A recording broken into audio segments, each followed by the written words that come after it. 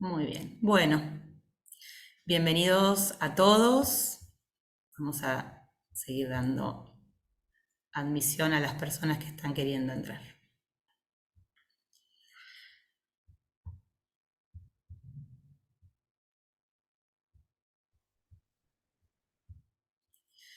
Bueno, bienvenidos a todos. Estamos en esta clase, en este webinar gratuito, al que llamamos Introducción a la norma ISO 9001, la versión 2015, que va a estar a cargo de Matías Masullo. Él es ingeniero industrial con experiencia en sistemas de gestión integrados. Es ingeniero industrial de la Universidad Nacional de La Plata, también es auditor líder de sistemas de gestión por IRAM, con experiencia no solo en esta norma 9001, que es la que nos convoca hoy, sino que también tiene experiencia en las normas ISO 14001 e ISO 45001, además de otros sistemas de gestión. Y además, bueno, tiene experiencia como capacitador, es docente universitario y consultor. Hoy lo invitamos a Matías a que nos cuente un poco sobre esta norma, así que, bueno, les agradecemos a todos ustedes por interesarse y le vamos a dar paso a Matías para que si quiere agregar un poco más sobre su experiencia y ya dar inicio a la charla. Les queremos, bueno, comentar cómo va a ser un poco la mecánica de la reunión. Matías ahora va a tener la palabra, va a hablar sobre toda la presentación que nos va a compartir. Les pedimos por favor que mantengan sus micrófonos cerrados para no tener ruido ni sonido de fondo que no permita escucharse bien, pero todas las dudas o consultas que puedan ir surgiendo, les pedimos que nos las compartan en el chat. Nosotros vamos a ir levantando esas consultas y al final de la exposición vamos a hacer una rueda de preguntas. O sea, por supuesto que van a poder consultar todo lo que quieran, pero al finalizar la exposición, para así no queda interrumpida. Así que, entonces, dada esta pequeña introducción, Matías, bienvenido, muchas gracias por aceptar esta invitación a este webinar y te doy la palabra. Bueno, buenos días a todos. Gracias, Laura, por la presentación. Gracias por la invitación también a este webinar gratuito. Eh, no, aportar a mi presentación nada más que sí que me dedico actualmente a consultor de empresas en implementación, diseño y mantenimiento de normas, específicamente lo que es 9001, 14001 y 45001.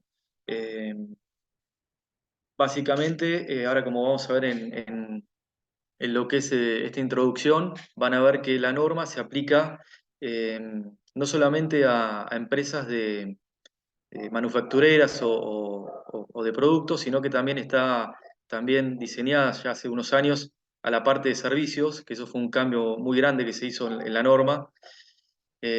Así que bueno, esa es un poco la experiencia que tengo en el rubro. Así que bueno, si están de acuerdo, ya empezamos con la charla. Un poco la agenda de hoy, para organizar un poco los temas, es primero qué es la ISO, ¿no? Para arrancar, antes de meternos de lleno en la norma, de qué se trata la ISO. Luego, las ventajas que tiene implementar una norma ISO, porque puede bueno, pues, que sea un requisito, como lo tienen muchas empresas, obligatorio por contrato, eh, por algún pliego o demás, o directamente, como se da en algunos casos, de implementarla por un tema de mejorar la productividad, mejorar el tema de la eficacia, de la eficiencia. Vamos a ver estos conceptos más adelante, qué significan, qué diferencia hay. Eh, Otro punto también podría ser un punto de marketing. Algunos lo utilizan para ese tipo de objetivos. Así que bueno, veremos qué ventajas tiene. Luego, hacer un repaso de la evolución histórica de lo que es la calidad, el concepto de calidad, cómo fue surgiendo a medida de todos los años, a partir del siglo pasado, cuáles fueron sus aportes de cada referente. Y ya directamente en el punto 4, empezar a ver los conceptos básicos a la calidad y directamente en el punto 5 meternos de lleno en la norma, ¿no? En cada capítulo de la norma hacer un repaso genérico, viendo qué puntos tiene, qué requisitos se deben cumplir y hacia dónde se apunta, ¿no? Con ese requisito, qué es lo que se busca en cada requisito. Bueno, como les decía, vamos a empezar con lo referido a la ISO, ¿no? ¿Qué es la ISO? Es una organización internacional que se dedica básicamente a la estandarización de los procesos, procedimientos, buenas prácticas. Es una entidad que justamente eh, conjuga todo este tipo de buenas prácticas, donde referentes del área aportan eh, esta estandarización que se va llevando en cada empresa, en cada establecimiento y lo van eh, estableciendo en esta norma, ¿no? En esta norma 9001 que estamos tratando particularmente.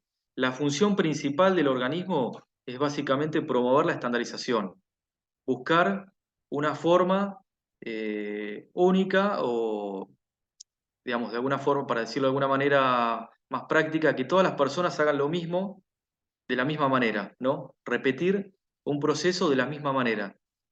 Eh, Luego, facilitar lo que es el intercambio internacional de productos y servicios.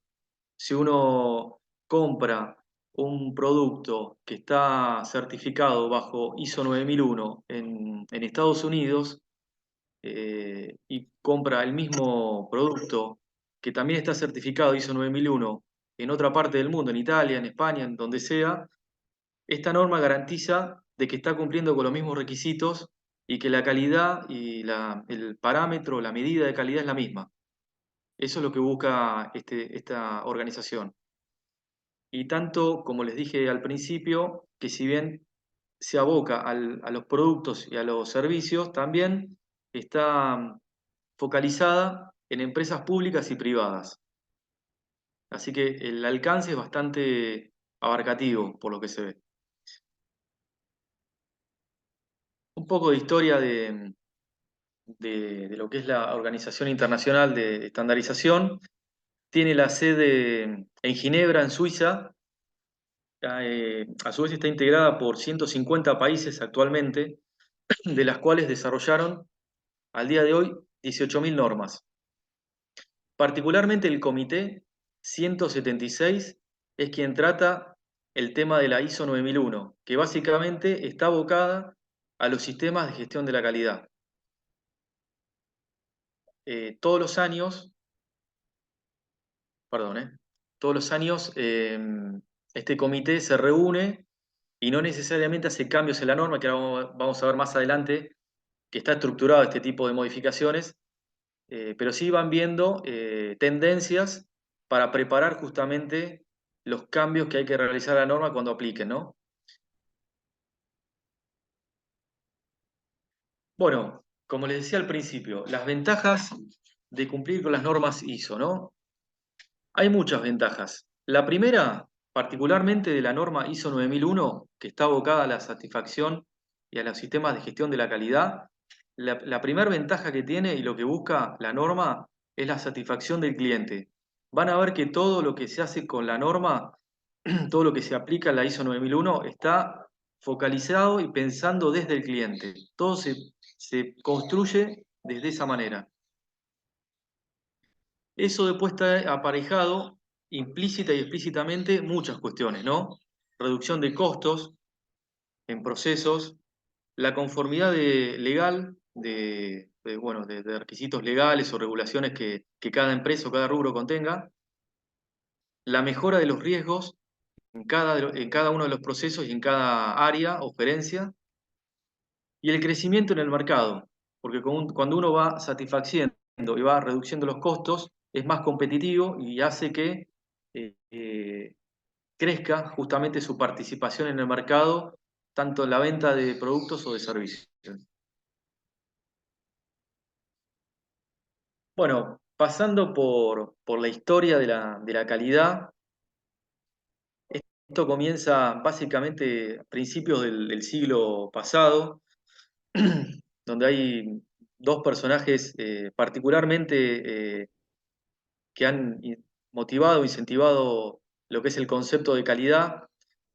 Acuérdense que la revolución industrial, la segunda revolución industrial, no tenía prácticamente el concepto de calidad, era simplemente producir en masa, sin normas de seguridad, sin controles, sin ver si el cliente estaba satisfecho, ni mucho menos.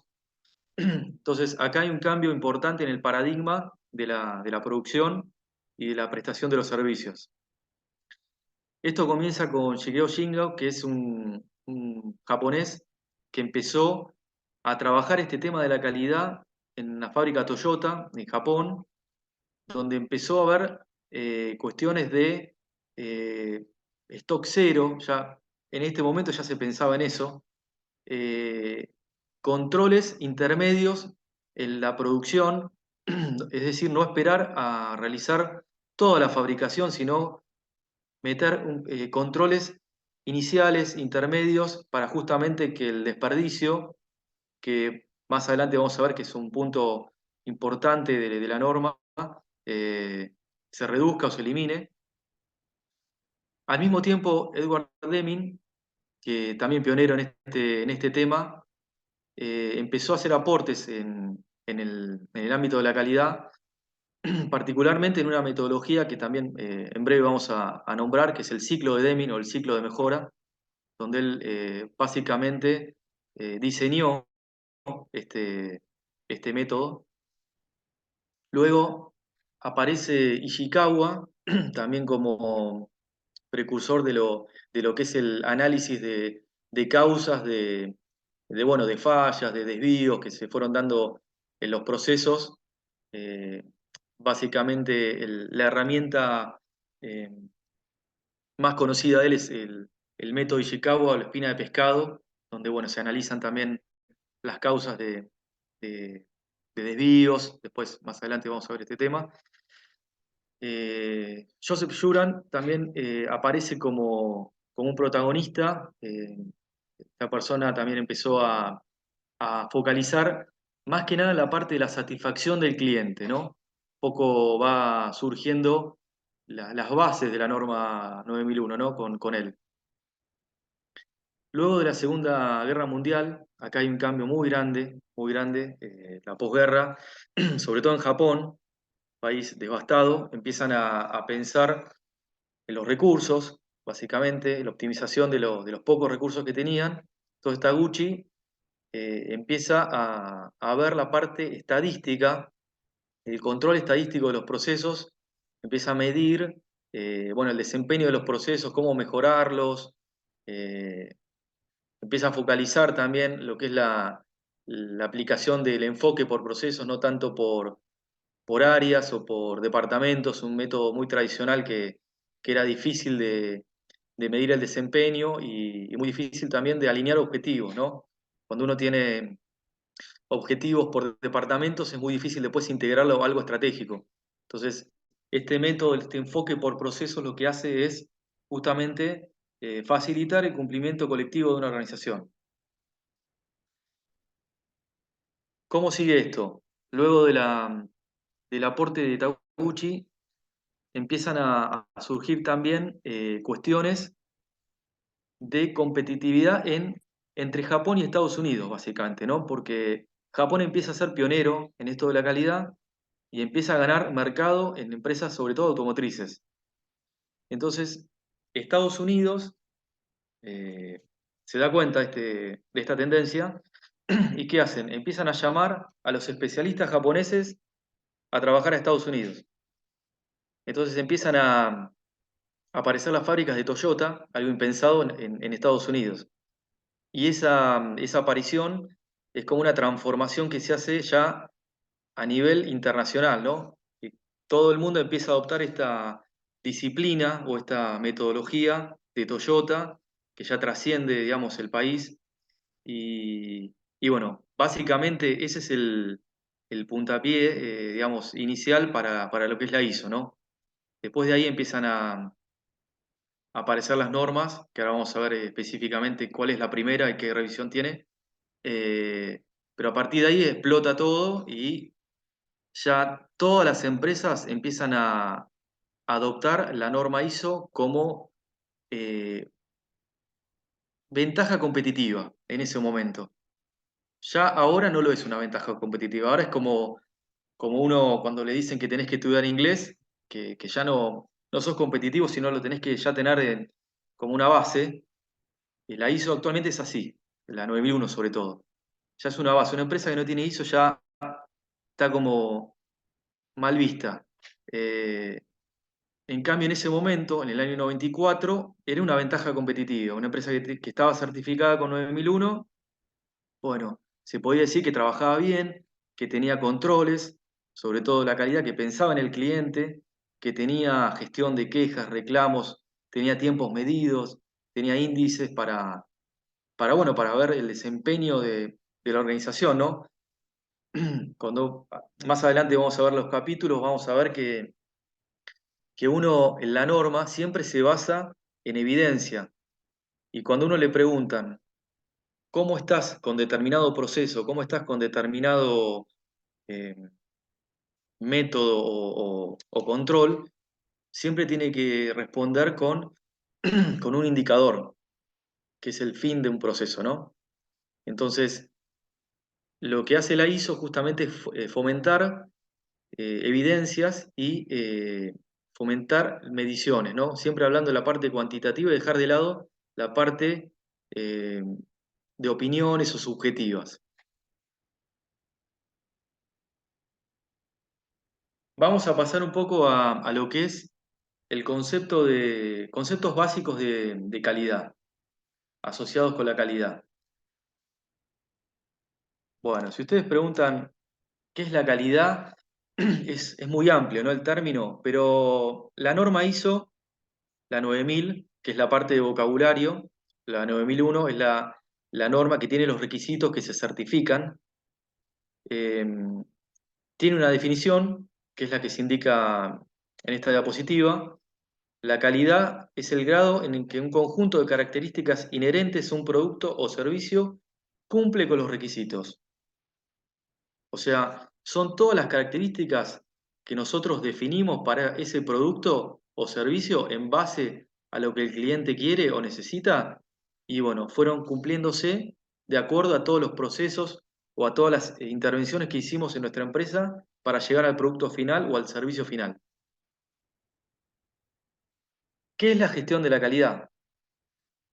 Le sumamos un componente más, que básicamente es una actividad sincronizada para la dirección y control de una organización en relación con la calidad.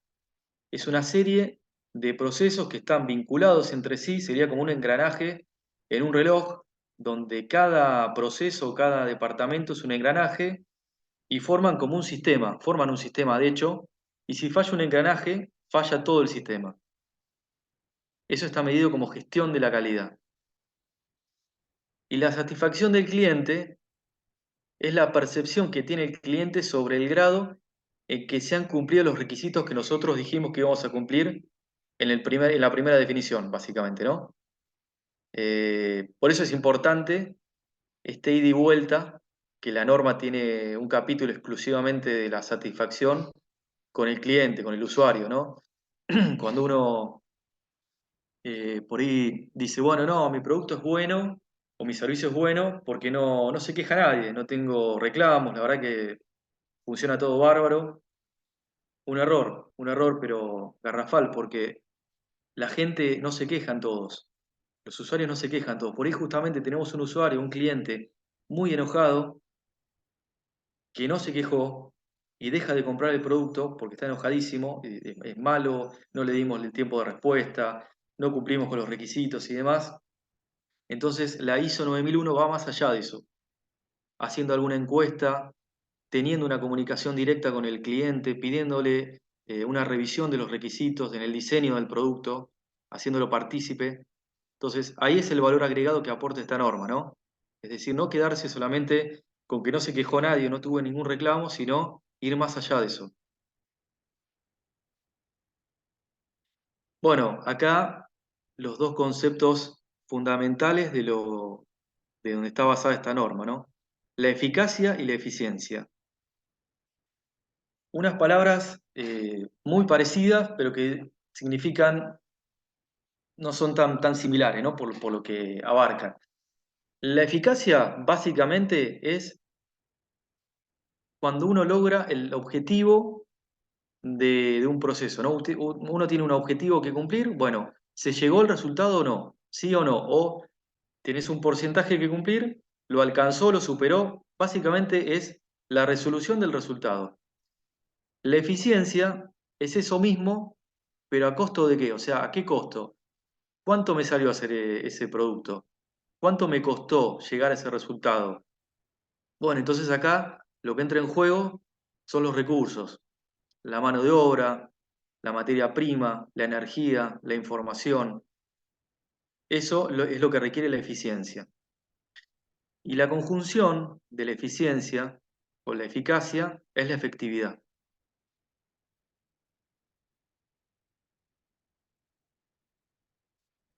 Bueno, volviendo un poco a la norma ISO 9001, yo les comenté que iba a hacer una mención sobre las ediciones, cómo fueron surgiendo estos cambios en el tiempo, cuál es la última revisión. Esto arranca en el año 87, en 1987 es la primera edición. Esto, como les decía, en toda esta historia de Japón, Estados Unidos, bueno, se fueron armando buenas prácticas. En Inglaterra también fue muy fuerte las bases de esta norma, hasta que finalmente se formaliza con la primera edición a través de la ISO. Luego tuvo un cambio, una revisión menor, la diferencia de una revisión mayor, que es básicamente la revisión menor es una aclaración de conceptos, de definiciones, no tiene un cambio grande en la estructura o en los requisitos. En cambio, una revisión mayor, básicamente lo que cambia es un capítulo por completo, los requisitos obligatorios dejan de serlo o se agregan nuevos requisitos. Eso requiere una revisión mayor, ¿no? Fíjense que durante el transcurso del tiempo fueron alternando este tipo de revisiones. La última revisión mayor la tuvimos en el año 2000, la del 2008 fue una aclaración de conceptos de esa revisión 2000 y la norma vigente es la que tuvo, perdón, la revisión mayor, la última, que fue básicamente el enfoque basado en procesos, eh, adopta la parte de enfoque basados en riesgos. Antes la norma tenía un concepto preventivo, ¿no? Que había de hecho acciones preventivas para aplicar. Ahora la norma lo que hace es analizar los riesgos, que eso justamente es la analogía con lo preventivo, y después por otro lado hace hincapié también en la parte de satisfacción del cliente. Hay un punto fuerte ahí y en el liderazgo de la organización, ya que involucra un poco más a la alta dirección en lo que es la implementación de la norma, cosa que la revisión anterior no lo tenía. Cuando hay este tipo de cambios en en la norma, eh, el Foro Internacional de Acreditación es quien articula y establece los lineamientos para llevar adelante y ordenar cómo hacer esta transición, ¿no? Porque imagínense que cuando surgió la revisión del 2015, había muchas empresas que estaban certificadas con 2008 y los cambios en la norma fueron muchos. Entonces, lo que hace este organismo, este foro, es marcar el lineamiento de decir, bueno, en 3 años, yo te doy 3 años de tiempo para que vos te adecúes al nuevo formato de la norma. Entonces, si uno certificó la norma 2015, supongamos que estamos en el año 2016, puede seguir certificando con esa versión 2008 hasta el 2018, que fue lo que ocurrió. En el 2018, ya a partir de ese año, ya todas las empresas tenían que tener eh, la 2015 implementada, con la nueva revisión.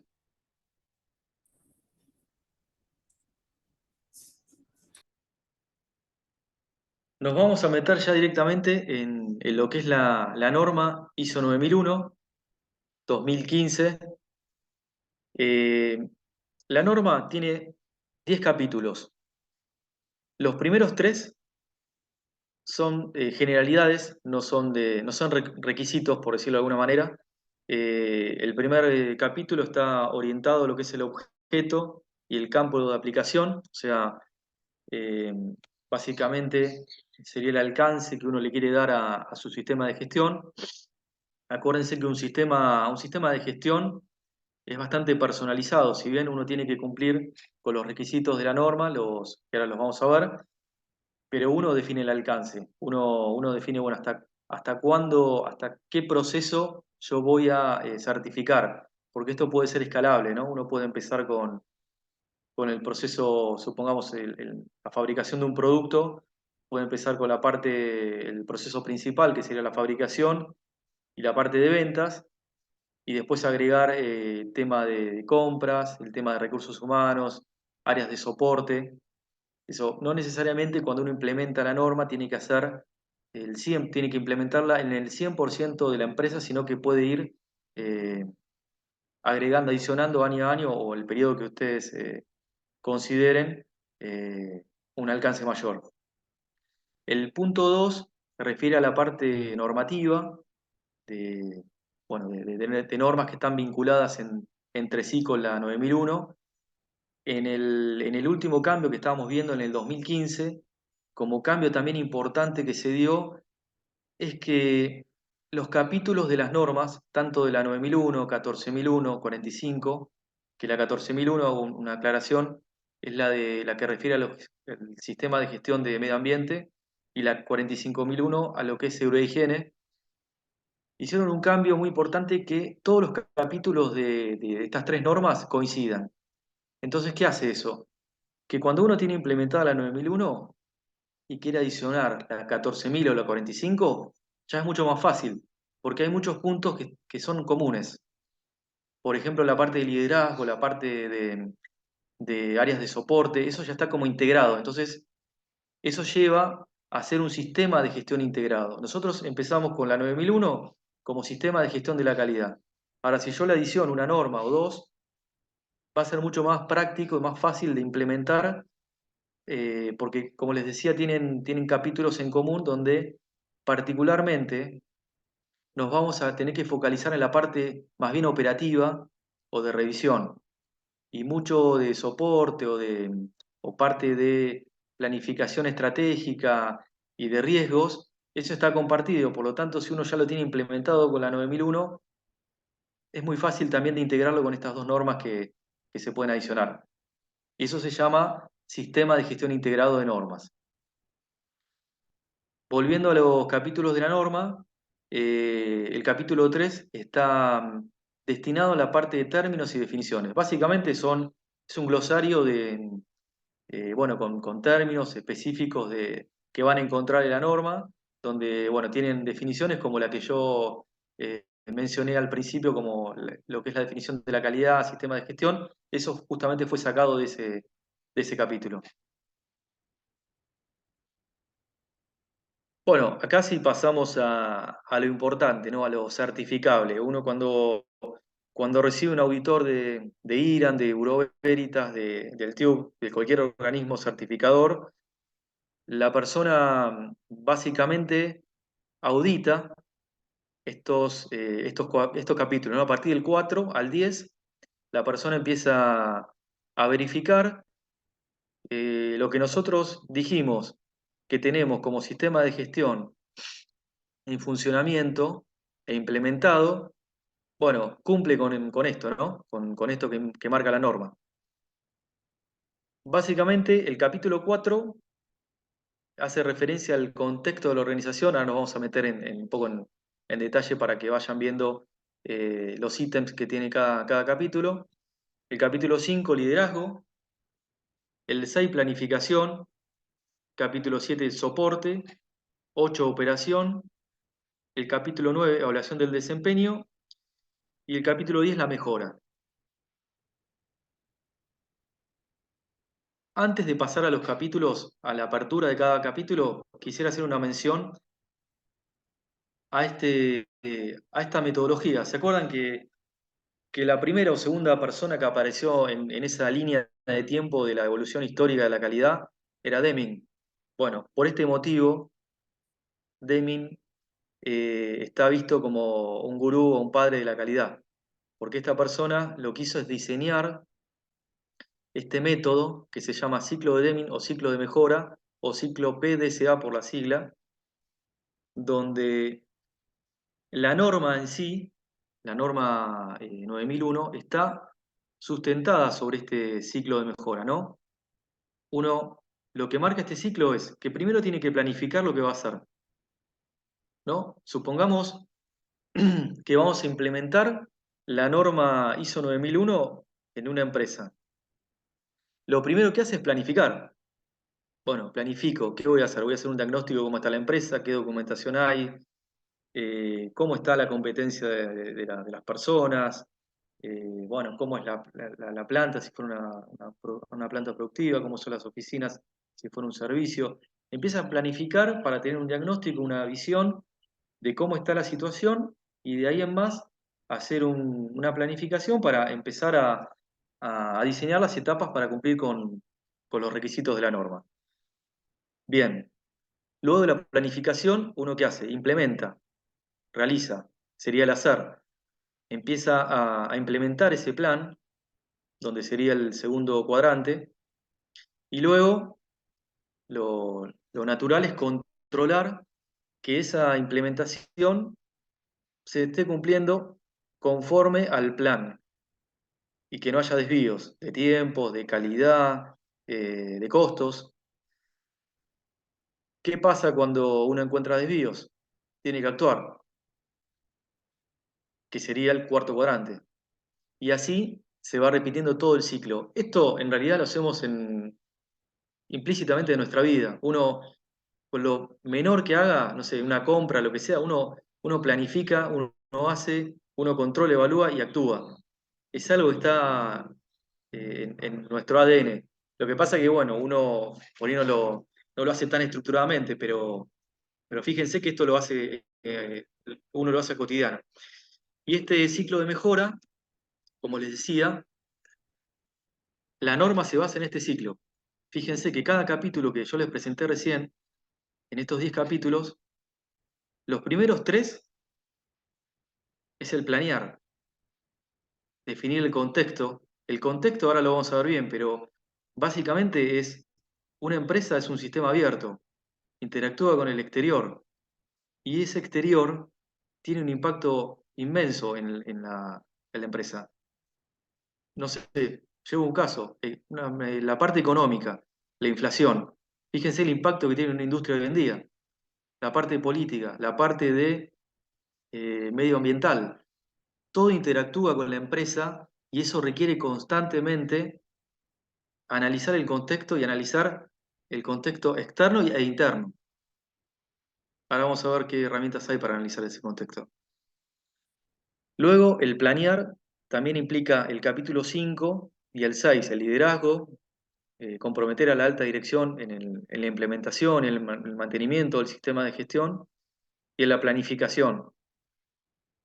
Después está el hacer, que dijimos que era justamente implementar por medio de qué. Bueno, el soporte. El soporte básicamente son los recursos, las personas, los equipos, la infraestructura, la materia prima, todo lo que hace que la empresa pueda funcionar, sustentado con la parte operativa.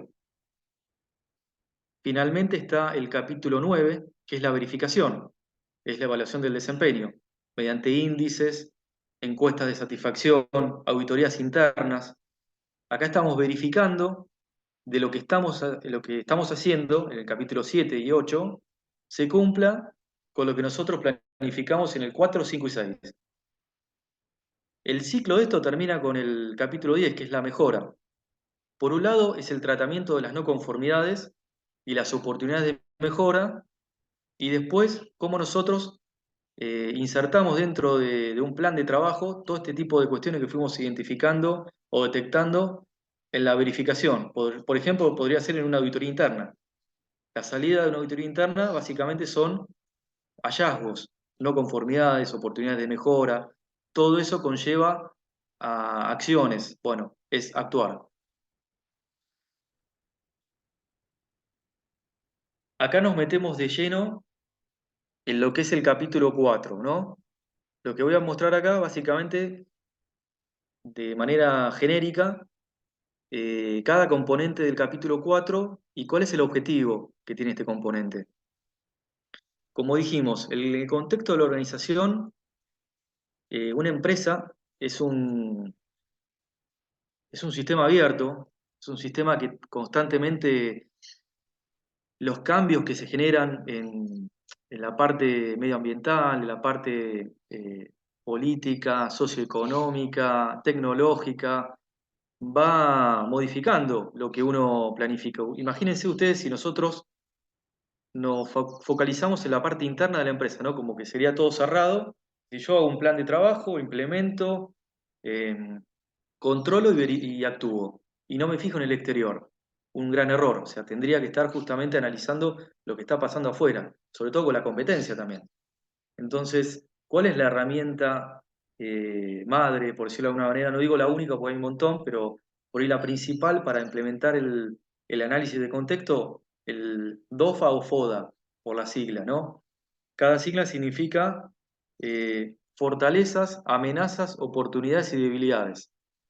Lo que es la parte externa, básicamente uno analiza la parte positiva y negativa mirada desde la parte externa e interna de las empresas. La parte externa positiva sería justamente una fortaleza. La parte externa negativa es una amenaza. Entonces uno va analizando todo esto que se va dando externamente que puede llegar a afectar a los procesos y al cumplimiento de los objetivos de la organización. La parte positiva interna, perdón, la fortaleza es interna, me confundí. La parte externa positiva es la oportunidad. La parte externa, eh, interna positiva es la fortaleza y la parte interna negativa es una debilidad. Entonces, uno parte de la parte externa, ve las amenazas y oportunidades y empieza a trabajar internamente en las eh, debilidades y fortalezas de la empresa. Luego, con este ejercicio del contexto, ya se empiezan a abrir un abanico de posibilidades donde empiezan a identificarse partes interesadas. ¿Qué son las partes interesadas? Son las personas que van a hacer que mi sistema sea vulnerable o tenga algún impacto si varía el comportamiento de una de ellas. Por ejemplo, un cliente. Un cliente me deja de comprar, un accionista deja de invertir, un empleado tiene un mal desempeño, un proveedor no me entrega a tiempo o deja de prestar el servicio o me aumenta el costo. Las autoridades, que serían, volviendo a los requisitos que decíamos que había que cumplir, la parte de reglamentación legal, y otros, puede ser el sindicato, hay un montón de cuestiones ¿cómo se llama?, a tener en cuenta de partes interesadas muy particulares en cada empresa, donde varían, pero en general estas 5 que están mencionadas acá son comunes.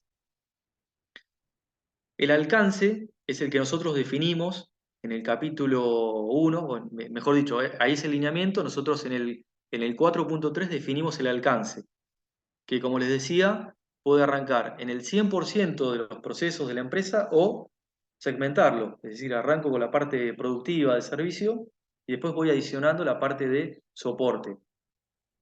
En el mejor de los casos, siempre se empieza de esa manera, que sea escalable, sobre todo cuando es una empresa muy grande.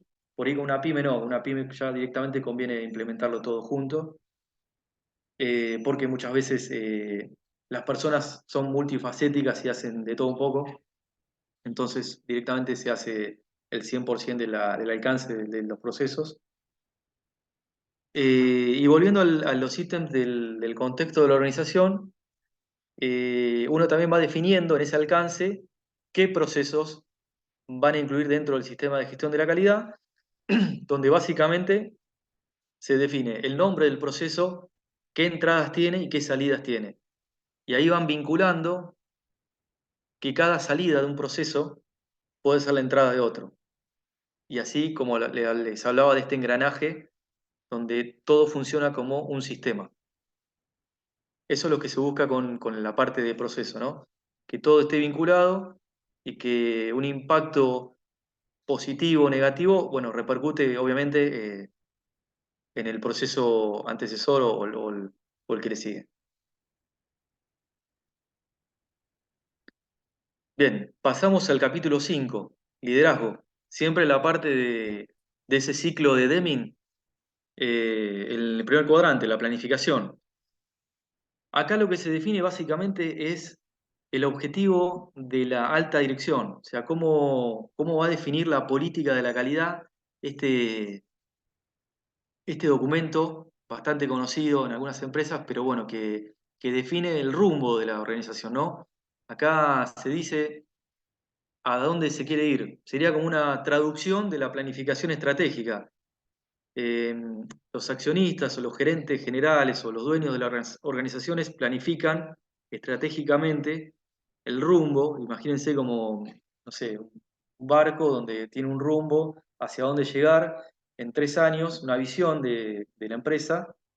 Entonces, en este documento se plasma ese objetivo, ¿no? Es decir, bueno, yo quiero tener un 30% de mercado de acá a 3 años, quiero tener 0 accidentes en la fábrica de acá a 5 años. Todo ese tipo de objetivos se manifiesta mediante la política y bueno, obviamente acompañado por el apoyo de la alta dirección, ¿no? Todo lo que es el sistema de gestión de la calidad en sí, si no tiene apoyo de la alta dirección, es muy complicado de implementarlo. Por lo tanto, esto tiene que bajar desde arriba. Eh, Esto también acompañado con la competencia de las personas, ¿no? Porque si nosotros tenemos la decisión de implementar el sistema de gestión, tenemos la infraestructura, tenemos los recursos y demás, pero si no está la gente competente o formada, va a ser muy difícil de poder llevar adelante este proceso. O lo podremos implementar, pero se va a caer en 3 años. Entonces, acá aparece la parte de responsabilidades y autoridades, donde se define qué rol va a tener cada persona en el sistema de gestión de la calidad. Cuando digo rol, me refiero a quién va a ser el líder de llevar adelante el sistema, el coordinador, quien va a llevar las reuniones de la calidad, el seguimiento del plan, de los tiempos, si hay algún desvío, si hay que hacer una redefinición de determinada cuestión. Bueno, a eso me refiero. Y es muy importante también en empresas grandes tener referentes por áreas, ¿no? O por procesos, porque una persona sola es muy difícil que lo pueda llegar a implementar, entonces sería como el nexo, supongamos, del líder de la calidad que tiene con el responsable del proceso de compras o el responsable del proceso de ventas y así con todo lo demás. Esa persona eh, facilita al líder de la calidad a implementar los requisitos de la norma en toda la empresa. Bueno, cuando nosotros ya tenemos identificado el contexto de la organización, tenemos identificado los objetivos de la calidad. Acá ocurre qué pasa si no se cumple, ¿no? O sea, esto está vinculado directamente con el capítulo 4, si ustedes ven bien, porque aparecen los riesgos y oportunidades. Nosotros dijimos que en el capítulo 4 identificamos la parte del amenazas o debilidades, fortalezas y oportunidades. Bueno, fíjense que los riesgos serían la parte negativa de todo esto y las oportunidades la parte positiva, externas o internas. Y en este ítem se tratarían este tipo de cuestiones, ¿no? Donde uno identifica algo externo a la empresa y cómo lo vincula con la parte interna y en un proceso. Entonces uno identifica un riesgo en un proceso interno de la organización y cómo se puede tratar ese riesgo, se puede mitigar. Muchas veces se puede eliminar o se puede disminuir. Eh, Algunas cuestiones también se pueden trasladar a un tercero, por ejemplo, el riesgo de un seguro. Uno cuando tiene un seguro, bueno, traslada a un tercero contratando una póliza. Hay un montón de estrategias para tratar riesgos. En el capítulo 6, particularmente en el 6.1, estructura este tipo de metodologías. Este es un requisito, todo lo que estamos viendo son requisitos. Un auditor, cuando ingresa el primer día en la auditoría, bueno, pide el contexto, te pide la política de la calidad, te pide cómo trataste, qué riesgos y oportunidades identificaste, qué tratamiento le diste, qué seguimiento tenés, quiénes son los responsables de llevar adelante las acciones que surgieron de ese análisis y qué plazos tenés. Y finalmente, cómo fue la eficacia de esa acción que vos implementaste. Que eso vamos a verlo más adelante, que sería ya uno de los capítulos finales de la norma. Los objetivos de la calidad, básicamente, bajan de la política de la calidad. Dijimos que la política es un reflejo de la planificación estratégica. Quiero ser el líder en ventas de tal mercado en tanto tiempo. Bueno, ¿cómo hago yo para que eso lo pueda llevar adelante? Porque parece todo muy abstracto, muy lindo, pero bueno, ¿cómo haces para vos bajarlo a la tierra, ¿no? En la empresa? Entonces, son objetivos que te pones. Decir, bueno, ¿cómo hago?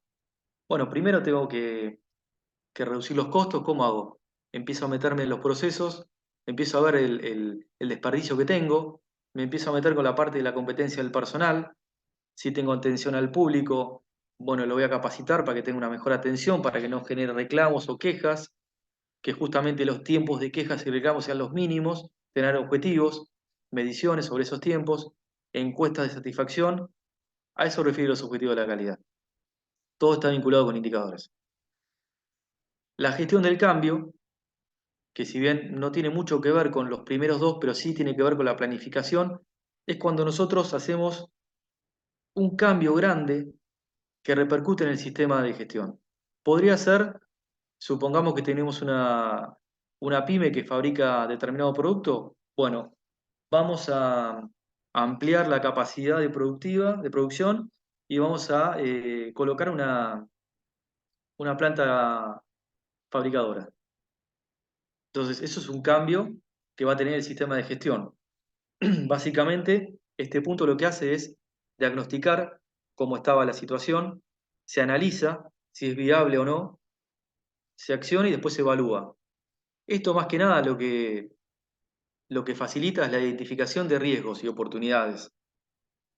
Justamente, cuando uno eh, completa este documento o realiza este documento de gestión de cambio, se va dando cuenta, primero si es viable o no hacer este cambio que se está proponiendo, ¿no? Sería como una especie de proyecto de inversión donde tiene determinadas cuestiones económicas, financieras y demás, y después que ya se validó que es viable realizarlo, bueno, eh, todas las cuestiones que pueden llegar a interferir al cumplimiento de los objetivos. Ahora ya pasamos a la parte del segundo cuadrante de la rueda de Deming. Con estos primeros tres capítulos completamos, ¿se acuerdan? La planificación. Ahora pasamos al hacer. El hacer está vinculado básicamente con el soporte, ¿no? Con los procesos de soporte, que no son los procesos principales. Bueno, ¿qué está en juego acá? Los recursos, básicamente, ¿no? Que dan base a al funcionamiento de todos los procesos. Básicamente es la infraestructura. Esta infraestructura, ¿qué es lo que se tiene que hacer acá? Simplemente decir, bueno, mira, yo tengo este edificio, estas oficinas, bueno, tendré que armar un plan de mantenimiento preventivo para que la infraestructura, los equipos y demás elementos que utilizo para llevar adelante el proceso, bueno, estén siempre disponibles y en buenas condiciones. Lo mismo con las personas. Las personas tienen que ser competentes, tienen que estar actualizadas.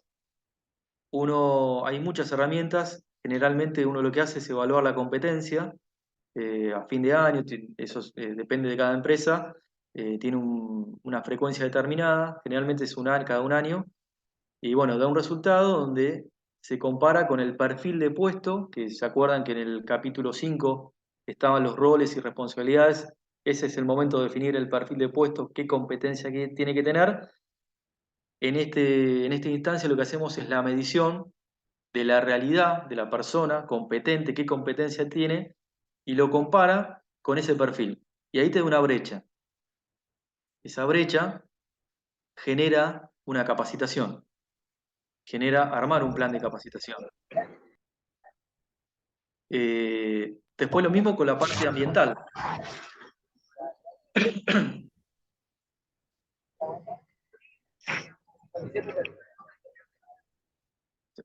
Lo mismo con la parte ambiental, donde uno tiene que tener también en cuenta un plan de tratamiento de contingencias, eh, también vinculado con la parte preventiva, ¿no? Vinculado con el plan de mantenimiento preventivo, se puede llegar a hacer algo integral ahí. Por otro lado, este es un punto, la norma tiene dos puntos que se pueden excluir, que no son obligatorios, pero que hay que dejarlo bien en claro al principio en el alcance. El primero es la medición, los elementos de medición.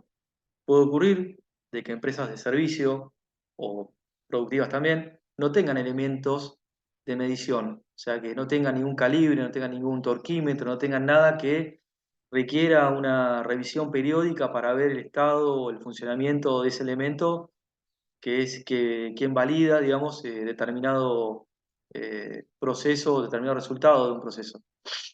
Entonces, eso es una decisión que toma el responsable del sistema y dice, bueno, este punto está excluido de la norma. Esto no lo vienen a auditar porque no aplica. Entonces, esta sería la instancia de tomar esa medida. A su vez, el capítulo 7 va como segmentando, desglosando la parte dijimos que la gente tiene que estar medida, el desempeño, la competencia, tiene que tener el perfil actualizado y demás. Bueno, ¿cómo hacemos eso? El punto 7.2 básicamente lo que hace es dar el lineamiento para armar el plan de capacitación, justamente basándose en la formación que tiene que tener esa persona, eh, acorde al perfil que se definió. ¿Y cómo hacemos nosotros para instrumentar o implementar ese plan de capacitación en el tiempo? ¿Cómo hacemos para seguirlo? Eso es lo que busca básicamente este punto, el 7.2. El punto 7.3 es la conciencia que tiene la gente del sistema de gestión. Cuando me refiero a conciencia, me refiero a la parte de particularmente es la política de la calidad. El autor siempre pregunta, hace un muestreo, agarra a la gente, al personal operativo, no importa acá el nivel jerárquico, y bueno, pregunta, a ver, ¿conocés la política de la calidad? Bien, se la repiten en el mejor de los casos. La pregunta clave, ¿cómo contribuís vos, ¿no? en tu trabajo diario en esa política? Difícil, porque bueno, uno piensa que por ahí no completando un registro o atendiendo mal a una persona no contribuye y créame que eso hace perder un cliente y claramente dijimos que es un objetivo de la calidad ese. Por lo tanto está contribuyendo, es muy importante el desempeño de cada persona. Entonces, esa es la conciencia de cada persona, es el aporte que hace cada persona al sistema de gestión. La comunicación, tema crucial en todas las empresas y una debilidad, lo podría llamar. Eh, bueno, ¿cómo hacemos para comunicar? ¿Qué canales se utilizan? ¿Quién lo comunica? ¿Cuándo lo comunica? ¿Cada cuánto? ¿Por qué medio se comunica? Tantas preguntas que se hacen acá. Bueno, básicamente es armar un plan de capacitación, qué instrumentos. eh, este es el inciso que refiere a la comunicación externa e interna. Externa puede ser una página web. Ahora, tema de las redes sociales, obviamente estos últimos años eh, fue dejando de lado un poco otras herramientas que se utilizaban como parte externa, comunicación externa. Y la parte interna también hay muchas formas. Hay empresas que utilizan buzones de sugerencia con el personal, donde mediante un formulario la gente manifiesta bueno, determinadas cuestiones que pueden ser bien del proceso, bien, como se dice, referidas al proceso en sí o cuestiones de mejora. Hay un caso, me acuerdo de una organización donde una persona buscaba una parte saludable, ¿no? Para cuidarse de la alimentación y bueno, veía que la máquina de vending, esa máquina que expede digamos, las gaseosas y golosinas, tenía el acceso solo a eso, entonces, bueno, dijo, ¿por qué no se puede también brindar frutas o, no sé, barras de cereales para que no sea todo malo, la alimentación? Y bueno, esa fue una sugerencia, me acuerdo. Y eso forma parte de una comunicación interna, ¿no? Y eso se llevó adelante por medio de una acción donde el líder lo tomó, lo implementó y bueno, llegó a un puerto, fue tomado y al día de hoy esto se está implementando. O sea, no solamente está la máquina de golosinas, sino que también hay frutas para consumir. Eh, Pasamos al último inciso del capítulo 7, que es la información documentada. En la última revisión, en la 2015, acá hubo un cambio importante en este punto, porque antes no se llamaba información documentada, antes se llamaban documentos, procedimientos, instructivos, manual de la calidad, registros. Acá lo que hizo la norma es agruparlo todo en información documentada y es bastante flexible en este tema antes. Ahora, antes no, antes justamente te decía que tenías que tener un manual, que tenías que tener procedimiento para todo. Bueno, acá hay que tener mucho cuidado porque tampoco es decir, bueno, no documento nada y tampoco documento todo. Ahora lo que la norma permite es algo intermedio donde no te exige que lo tengas implementado, no, registrado, sino que lo tengas establecido. ¿No? Si está establecido y se cumple, no hace falta que lo tengas con un procedimiento o instructivo. Pero sí tenés que tener en claro cómo se va a distribuir esa información documentada. O sea, cuáles son los canales de distribución mediante una página web, un intranet, un disco compartido, un sistema de gestión, eh, miles de formas, pero tenés que tenerlo establecido. El acceso, cómo son los accesos, si es un acceso local, puedes acceder desde afuera. Bueno, ahora que también está tomando mucho valor el tema de la seguridad informática, ¿no? Acá entraría en juego ese tema.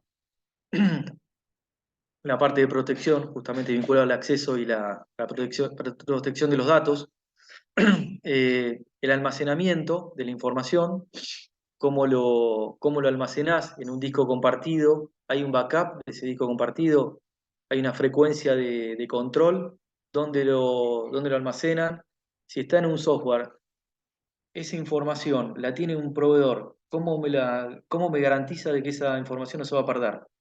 Todo ese tipo de cuestiones hay que considerarlas. Y la parte, bueno, en el caso del último punto que sea legible, bueno, esto por ahí refiere más a una parte eh, física, ¿no? Porque hay algunas empresas que requieren, por exigencia, que tienen que tener una parte en papel que no solamente puede ser digital. Entonces, bueno, ¿cómo lo almacenas? Hay muchas empresas que que utilizan proveedores, hay empresas que se dedican a almacenar documentos y bueno, podría ser una alternativa, ¿no? Para tenerlo, para conservarlo mejor. Bueno, pasamos al capítulo 8, operación. Acá prácticamente, eh, ¿se acuerdan que yo les dije que las normas, la 9001, 14000 y 45 tenían muchos capítulos en común? Bueno, todo lo que vimos hasta ahora es lo que tienen en común, lo que uno podría implementarlo a la par, en paralelo.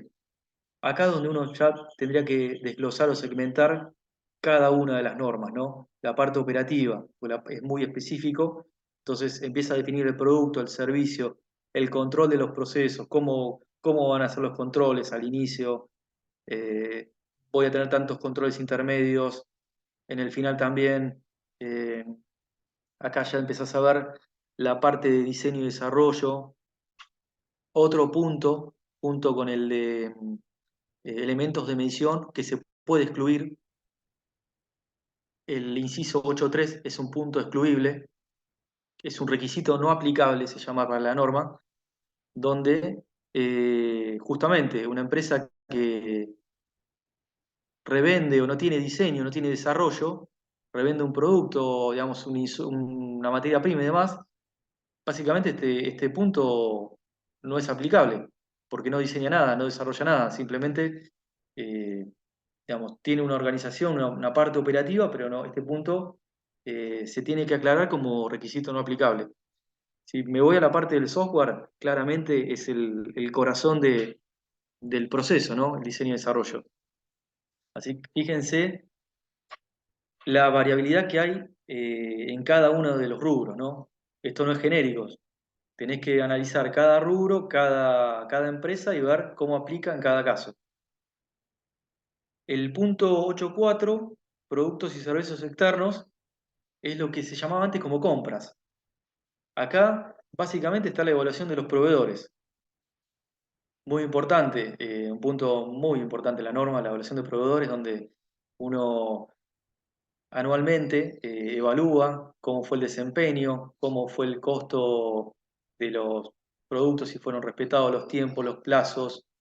Imagínense una empresa que terciariza determinado servicio y la cara visible de la empresa es ese proveedor. O sea, el usuario o el cliente se va a llevar con el servicio que me dio ese proveedor. Pero en definitiva, nosotros estamos poniendo la cara. Por lo tanto, ahí toma mucha importancia este punto, la parte de evaluación de proveedores. Luego está la parte de preparación operacional, que básicamente es toda la planificación y la ejecución de la producción o del servicio y las entregas de los productos o servicios, ¿no? Que también está ligado con la liberación de los productos. Hasta acá también, volviendo a la rueda de Deming, llegamos a la planificación, ahora pasamos a lo que es el control, la evaluación del desempeño. Se divide en tres puntos.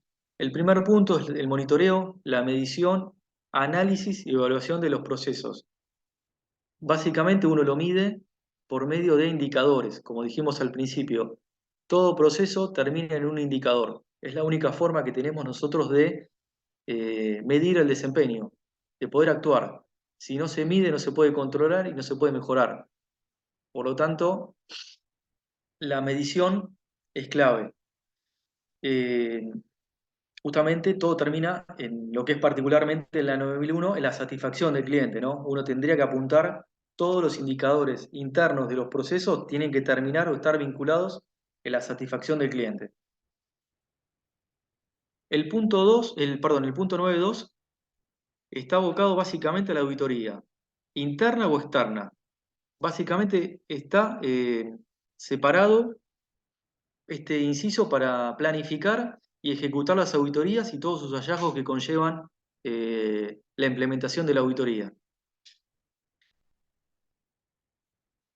Y el último capítulo de la norma, que es la mejora, que es el último cuadrante de la rueda de Deming, que es el actuar, Acá lo que integra justamente son las salidas de la auditoría interna, externa, los hallazgos, digamos, todo lo que fue surgiendo de la implementación del sistema de gestión como desvíos, que son llamadas no conformidades.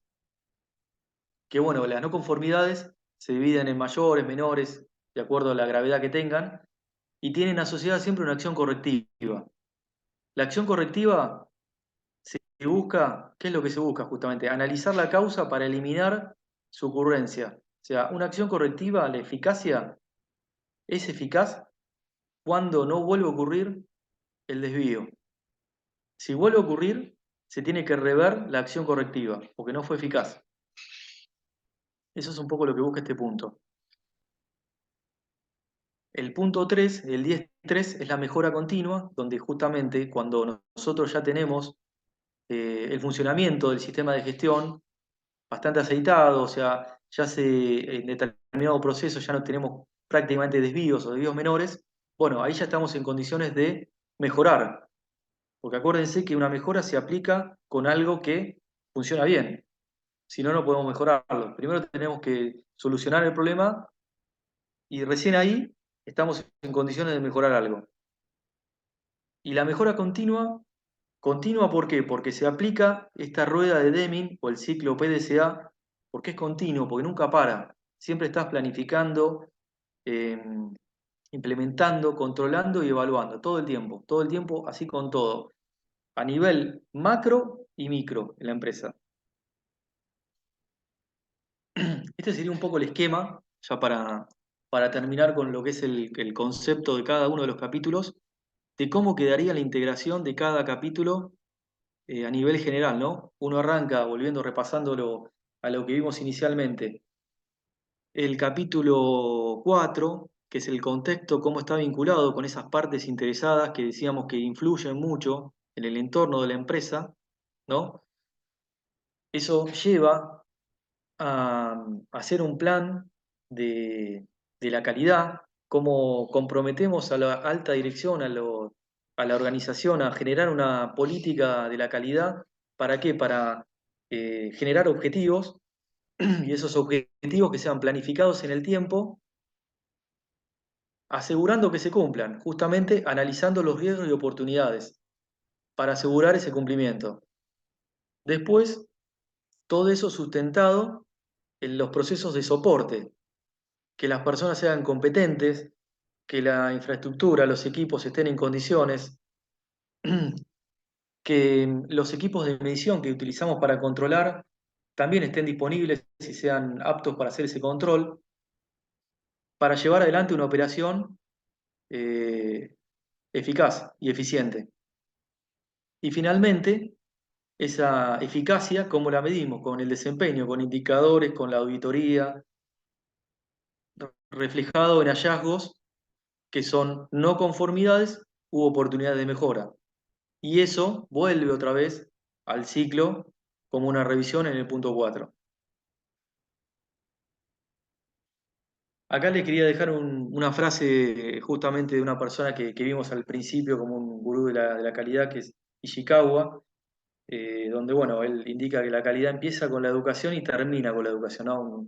Me parece pertinente nombrarlo porque la verdad que es así. O sea, hablando de la mejora continua, esto no, es como que no tiene un fin. Uno no puede decir, bueno, listo, implementamos, tenemos el certificado, ya está. No, no. Esto es continuo. De hecho, uno tiene revisiones anuales del organismo certificador, por lo tanto, tiene que trabajar mucho todos los años para mantener el certificado y para mantener los procesos con el grado de calidad que uno definió y quiere.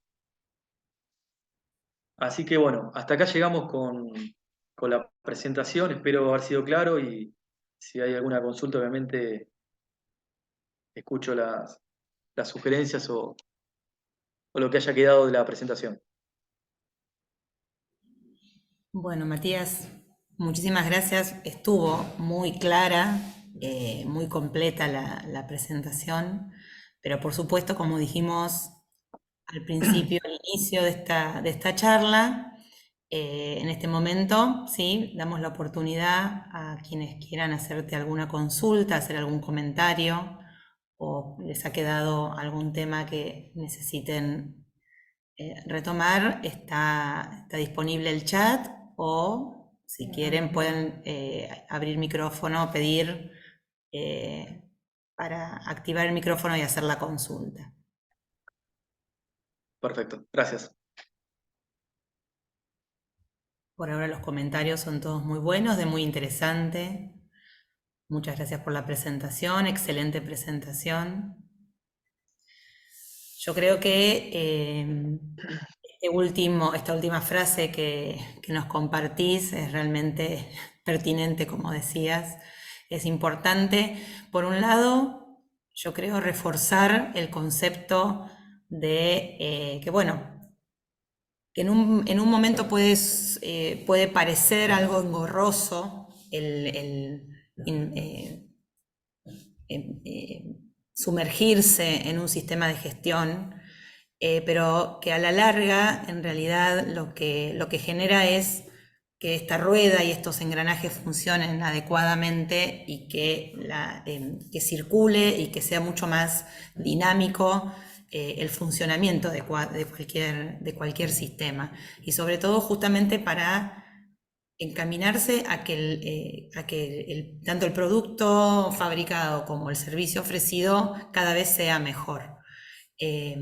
Siento que en algunas oportunidades eh, hay como una resistencia a la implementación de estos sistemas por creerlo algo muy grande o muy dificultoso, o a veces mitos que surgen, ¿no? Como pensar que las grandes empresas son quienes tienen que poner sistemas de gestión y que un emprendedor o una empresa pequeña no lo puede hacer.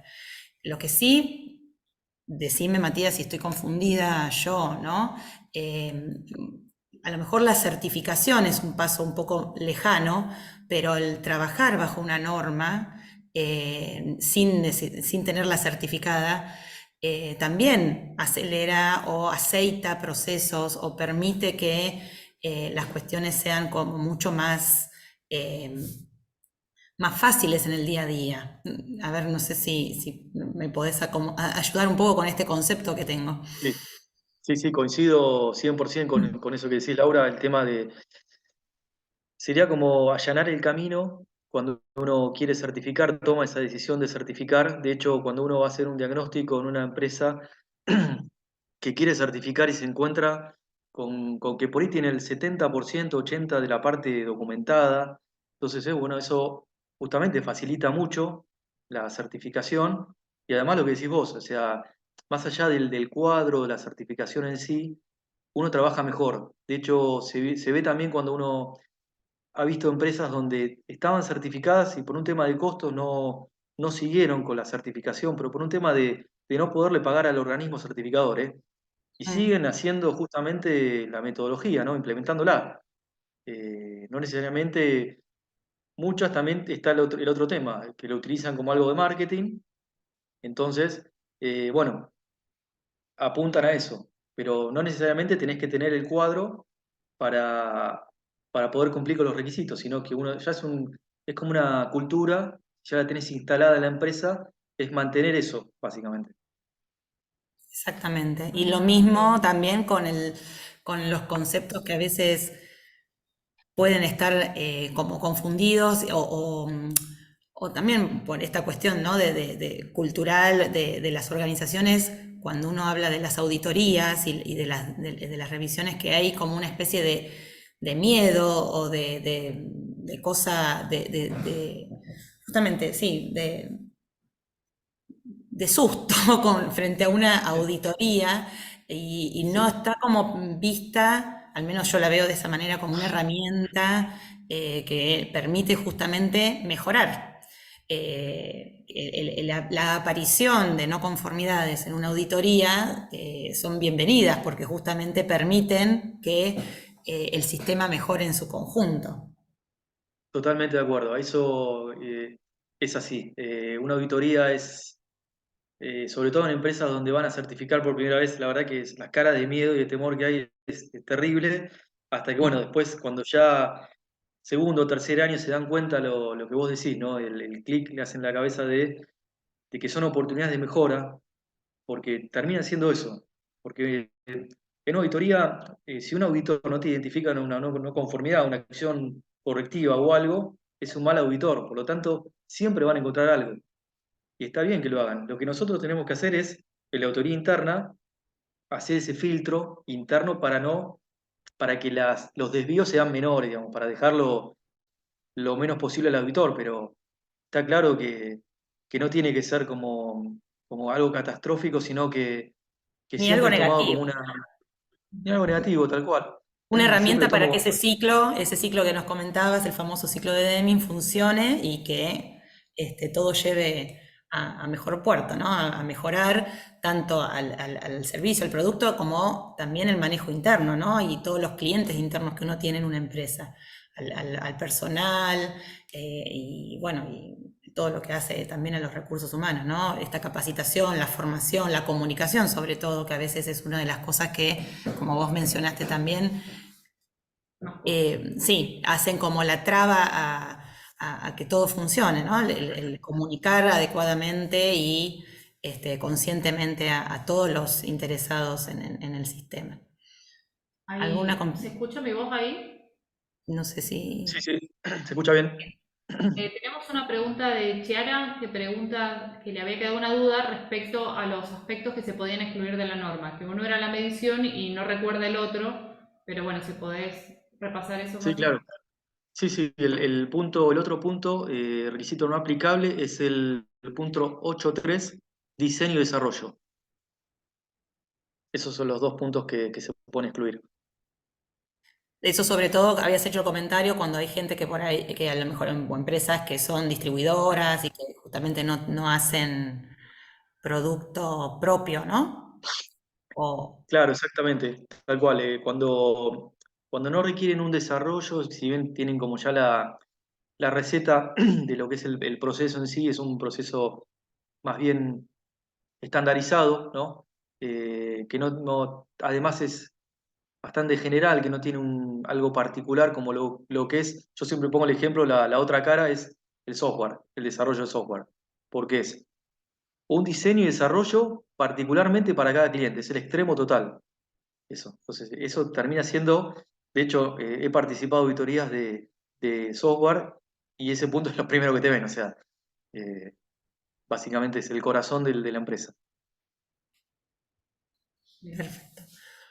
Bueno, yo, si se me escucha bien, a mí me quedó que quería repasar un punto de la charla. Cuando hablaste en el punto 7 de la norma, que era cómo contribuyo yo a la eficacia, y, Sí, y me hizo recordar mucho la parte de cultura. Nosotras que estamos más abocadas a lo que son normas de inocuidad de los alimentos y de calidad de los alimentos con Laura, y que siempre hacemos foco en la cultura de la inocuidad y cómo generar cultura en las organizaciones, que me parece que es como un foco bastante importante y bastante difícil a veces de lograr, incluso si no se tiene el compromiso de la alta dirección, que también lo mencionaste en la parte de liderazgo. totalmente. La alta dirección, por eso la norma tuvo un cambio muy grande con ese motivo. Ya el auditor, cuando participa de la reunión de inicio, de la auditoría o de fin, te diría que es casi como una exigencia que esté al menos un representante de la dirección, porque él ve el compromiso de esa forma, porque si no, antes muchas veces lo que se daba es que había responsables de procesos y bueno, obviamente cuando había cuestiones estratégicas o de contexto no tiene mucho incumbencia, ¿no? En esas decisiones por ir más de negocio. Entonces, es muy importante la participación de la alta dirección, sobre todo para bajar los objetivos de la calidad, ¿no? Porque en definitiva ellos bajan los objetivos. exactamente. Y hacer partícipe a todos los actores, ¿no? de la empresa. Por eso haciendo referencia a la cultura y bueno, a la participación, ¿no? Y que realmente no quede como algo dislocado, que un sistema de gestión de calidad está en el departamento de calidad y que las personas que llevan el día a día no tienen nada que ver, sino que justamente son quienes lo sostienen, de alguna manera. Exactamente, sí. Exacto. Bien, no Bueno, sé si hay más consultas. Si no, bueno, al principio cuando los fuimos invitando, les fuimos pidiendo que nos comentaran de más o menos en qué sector trabajaban o dónde estaban. Y ahora, si después nos quieren comentar ahora o después nos quieren escribir, qué otro tipo de referidos a estos temas les gustaría que hubiera cursos, porque como saben en nuestra plataforma hay cursos de capacitación y estamos habilitando de otras temáticas. ¿De qué otros cursos les gustaría por ahí que tuviéramos información? exacto. Y también, Matías, si nos querés dejar en el chat tus datos de contacto, si los querés compartir, por si alguien te quisiera contactar por estos temas, está totalmente abierto. Si nos querés dejar algún correo o alguna red social donde te pudieran ubicar, nos podés Perfecto, sí, sí, compartir bueno, ahí si ahora, querés. Y bueno, si no listo. hay alguna otra consulta, vamos a ir dando por finalizado el seminario del día de hoy. Se va a quedar grabado y lo van a poder acceder en el canal de YouTube de la consultora. Exactamente. Muy bien. Bueno, te volvemos a Bueno, agradecer, Matías, por tu tiempo, por haber compartido todos tus conocimientos acerca de este tema y esperemos que podamos hacer algún otro encuentro. cómo no. Bueno, muchas gracias a ustedes por darme la participación acá en este canal y bueno, la verdad un gusto participar. Me alegro que les haya gustado. Muchísimas gracias. Grabación. ¿Mm? Muy bien. Hasta luego. Bueno, hasta luego. Hasta luego.